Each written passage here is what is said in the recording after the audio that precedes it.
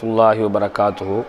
நீங்கள் தஹஜ்ஜத்திற்கு எழுந்திருக்கக்கூடியவராக இருந்தால் தஹஜ்ஜத் தொழுவதற்கு முன்னால் நீண்ட துவா ஒன்று இருக்கிறது. அதை வழமையாக ஓதி வாருங்கள்.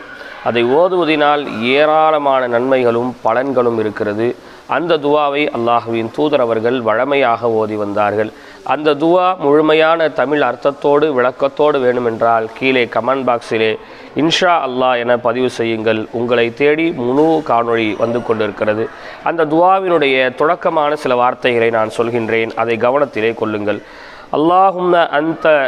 அல்லாஹும்ம லக்கல் ஹம்து அன்த கய்யுமுஸ் ஸமாவாத்தி வல் அர்த் ومن فيهن ولك الحمد أنت نور السماوات والأرض ومن فيهن ولك الحمد أنت ملك السماوات والأرض ومن فيهن ولك الحمد أنت حق ولقاؤك حق என ஒரு நீண்ட துவா முழுமையாக தேவை என்றால் இன்ஷா அல்லாஹ் என